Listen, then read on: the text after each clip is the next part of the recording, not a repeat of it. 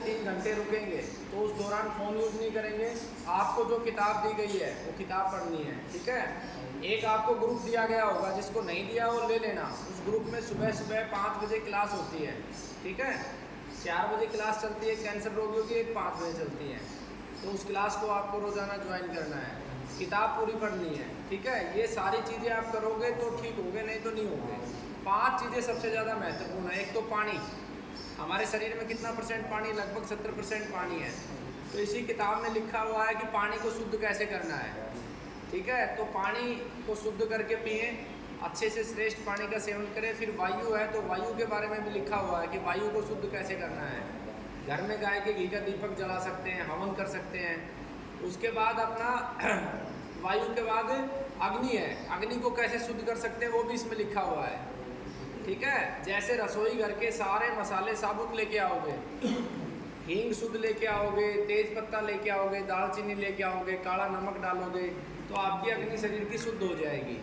आकाश के बारे में लिखा हुआ है, ठीक है। तो सारी चीज़ें जब आप शुद्ध करेंगे तो आपका शरीर अपने आप शुद्ध होगा और कैंसर ठीक हो जाएगा। कैंसर बेसिकली आपके डीएनए का डिसऑर्डर है, कोई बहुत बड़ी बीमारी नहीं है। जो मेहनत करता है उसके लिए, और जो मेहनत नहीं करता, खाली दवाओं पे निर्भर रहता है, उसके लिए बहुत बड़ी बीमारी है, ठीक है।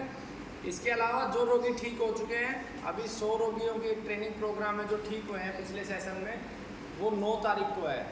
और 10 तारीख को आप सबका निमंत्रण है, यहाँ पे कार्यक्रम है, ठीक है, भंडारा है। और उस दिन हम 100 बच्चों को गोद ले रहे हैं। तो आपके क्षेत्र में अगर ऐसा बच्चा हो जिसके माता पिता नहीं है, तो उसका पढ़ाई का खर्चा ही संस्था देगी। जो 100 रोगी ठीक हुए हैं कैंसर के, वही एक एक रोगी का खर्चा दे रहे हैं, ठीक है, संस्था के माध्यम से। तो आप सब आपके आसपास देखिए ऐसा कोई बच्चा हो जिसके माता पिता ना हो, तो उसको आप गुरुकुल में संपर्क करके उसी के क्षेत्र में कोई स्कूल देख के वहाँ एडमिशन करवा देंगे। और कोई केयर करने वाला नहीं है तो उसे गुरुकुल में शिफ्ट करवा देंगे, तो उसका रहना खाना सब कुछ निःशुल्क हो जाएगा, ठीक है। और 10 तारीख को आप सबका निमंत्रण है। इसके अलावा दवा लेने की विधि की एक वीडियो दे दी गई होगी आपको, वहाँ पर विंडो पे आप समझोगे तो वो एक कर्मचारी है, वो बताते समय गलती कर सकता है, इसलिए वीडियो को 3 बार चेक करके फिर डाला जाता है, कोई पॉइंट गलत तो नहीं हो गया है। तो रेफर वीडियो को करना है। दूसरा, दवा लेने की विधि पीछे भी लिखी है, जो पढ़े लिखे लोग हैं वो पढ़ के भी ले सकते हैं, जो सुन सकते हैं वो हिंदी में बता के समझा रखा है। खाने पीने की वीडियो, क्या खाना है वो एक वीडियो आपको दे दी गई है, और क्या नहीं खाना है वो 32 चीज़ें उधर बोर्ड पे देखो लगी हुई है। पर्चा भी आपको साथ में दिया गया है और वही किताब में भी लिखा हुआ है, वो चीज़ें बिल्कुल नहीं खानी है। उस पुस्तक को पूरा पढ़ के अपने जीवन में उतार दोगे तो निश्चित रूप से आपकी जो बीमारी, आपका डीएनए का डिसऑर्डर है और आधुनिक विज्ञान जिसे कैंसर कहता है, वो बिल्कुल ठीक हो जाएगी, ठीक है। और अगर खाली दवा दोगे और समझोगे नहीं चीज़ों को, तो ठीक नहीं होने का, ठीक है।